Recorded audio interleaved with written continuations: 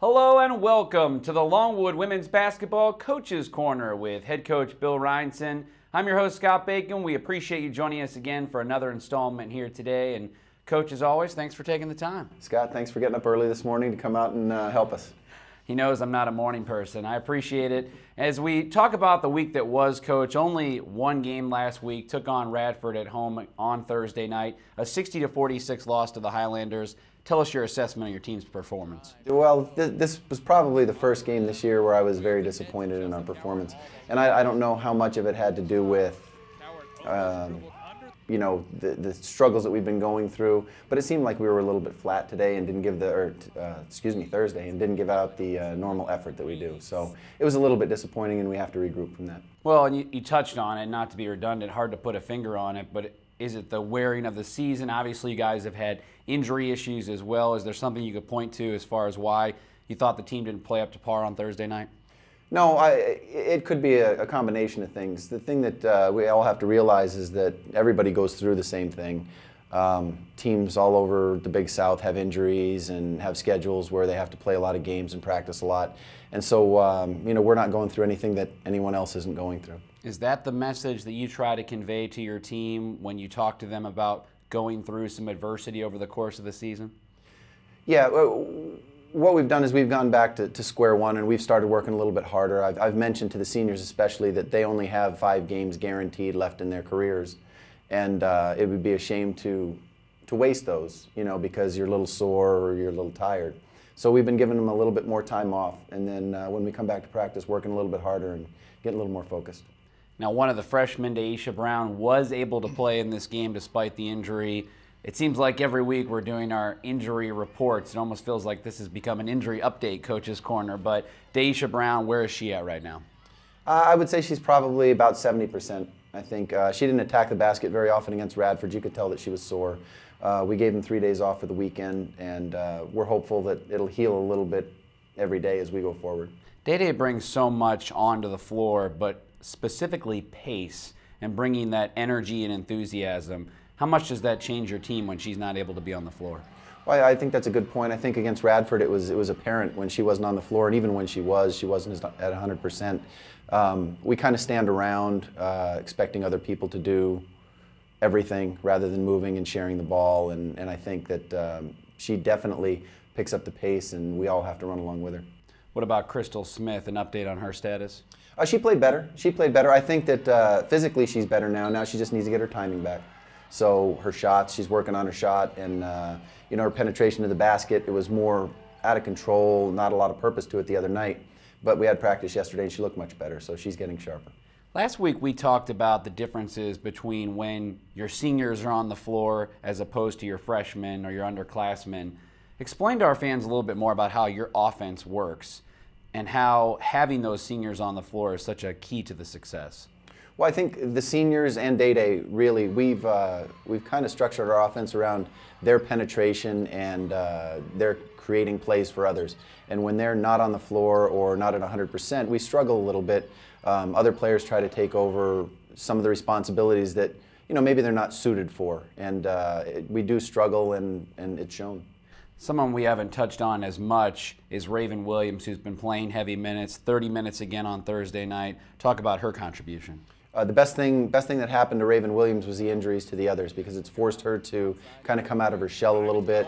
She's played much better. She's attacking the basket. She's a very creative playmaker, and the added minutes is only going to benefit her going forward. Now you had the bye finally, got a week off. We'll go from last Thursday to this Thursday without playing. How much did that help the team? Well, it remains to be seen. It remains to be seen. You hope it helped them a lot. Let them recharge their batteries, let the injuries heal a little bit. They looked okay yesterday in practice once we got over the initial sluggish stage. So I'm looking forward to today and then moving forward. Well, and we're doing this interview on Tuesday with the game on Thursday. How much have you pushed them and how much will you leading up to the game, knowing the injury concerns, the fatigue over the course of the season with heavy minutes?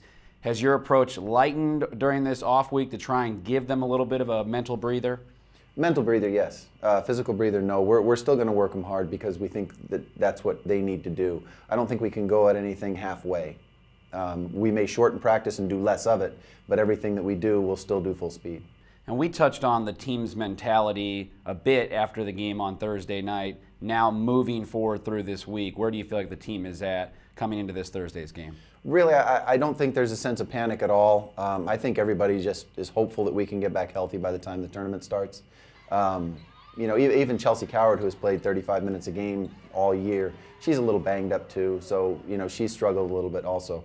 But I think it'll all round into shape. Winthrop's going to be a tough game. And then after that, we get Asheville and a couple of home games. So hopefully we'll kind of, you know, we had a peak, we've hit a little lull, and I'm hopeful that we'll peak for tournament time. Well, let's delve a little bit further into the games this week. You just alluded to the two, both on the road.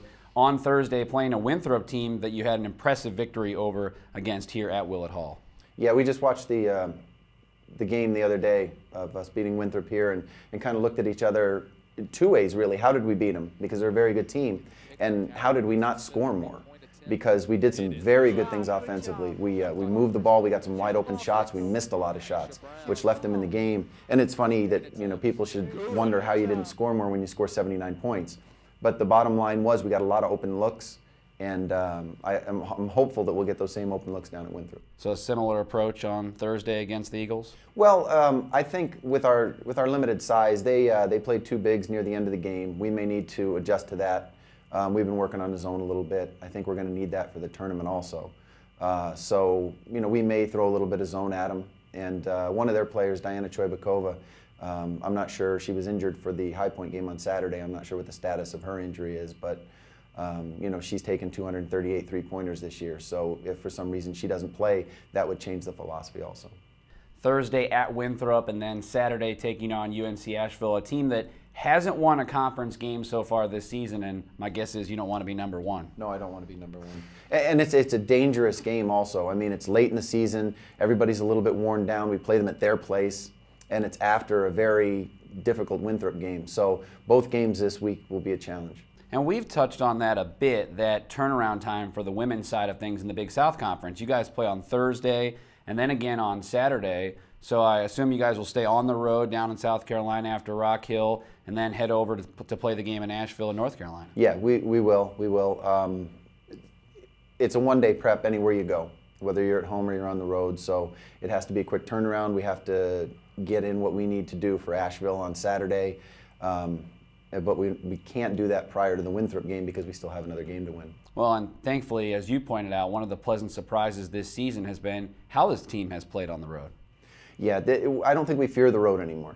I think last year we kind of got stagnant and frightened on the road, but I don't think we fear the road anymore. They play basically the same brand of basketball. We haven't turned the ball over a lot, which is good, and you have to do that on the road. We'll need to shoot a little bit better this week than we have been, but other than that, I think we're prepared for it. Well, hopefully the team continues to play well on the road this week, Coach. As always, we appreciate you taking the time. I appreciate you taking the time. Thanks for joining us here on the Longwood Women's Basketball Coaches Corner with head coach Bill Reinson. We'll be back again next week, again Thursday at 7 o'clock against Winthrop, Saturday at UNC-Asheville, and then back home for the final two games of the season right here at Willett Hall and here on LongwoodLancers.com.